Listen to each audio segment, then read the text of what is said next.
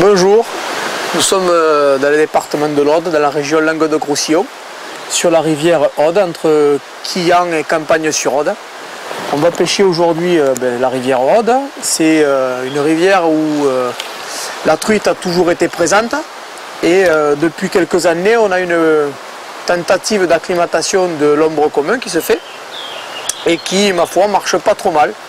On a une population qui est en pleine expansion et qui se développe pas mal. Et ça tombe bien parce que la truite occupe certains postes et les ombres d'autres postes. Et donc ça offre une complémentarité à la pêche qu'on n'avait pas jusqu'à aujourd'hui.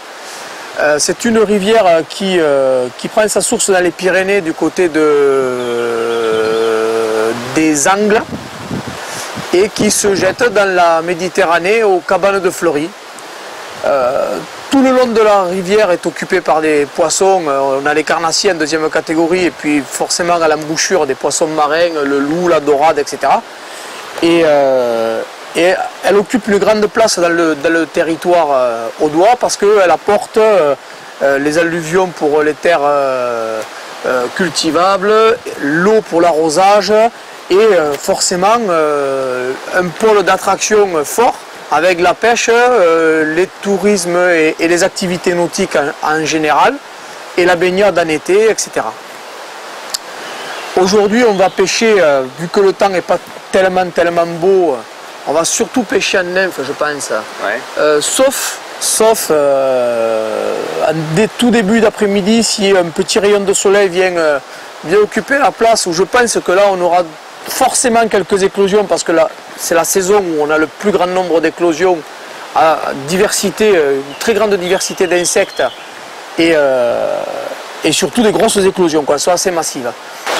Pour cette partie de pêche, je serai accompagné, c'est moi qui accompagne Philippe Collet, collaborateur de la revue Pêche Sportive bien connue, pêcheur en réservoir, émérite, à qui je vais faire partager les quelques connaissances que je peux avoir sur ce cours d'eau.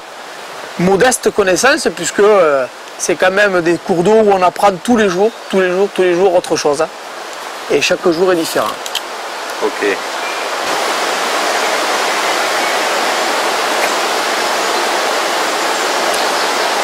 Pour cette partie de pêche, on va utiliser du matériel classique. 10 pieds, soit 4, soit de 4, des bas de ligne dégressifs, un peu rapides, parce que les eaux courent pas mal. Et après, on jonglera en fait avec les pointes pour essayer de suffisamment ramollir les posées pour qu'on puisse pêcher correctement. On n'a pas besoin d'utiliser 50 mouches différentes. Hein. Regarde, moi j'utilise très régulièrement ce genre de modèle. Tu vois, 3 mouches pour la nymphe qui font truite et ombre, hein. C'est parce qu'on a une population mixte, donc j'utilise quand même beaucoup ça.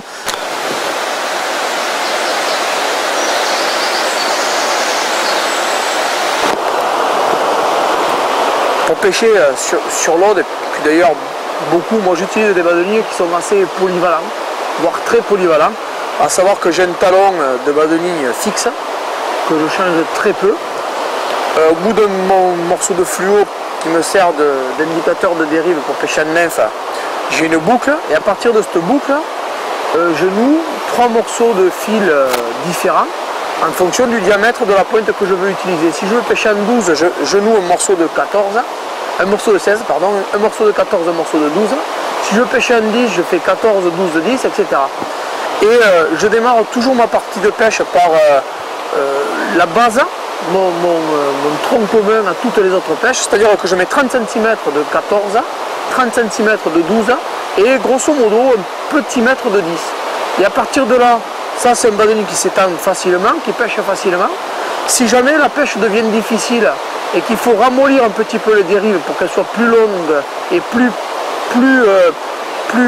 molles, pour que la présentation soit meilleure, je mets 30 de 14, 40 cm de 12 et 1,20 m de 10. Ça rallonge ma pointe de bas de ligne et ça la ramollit aussi. Et comme ça la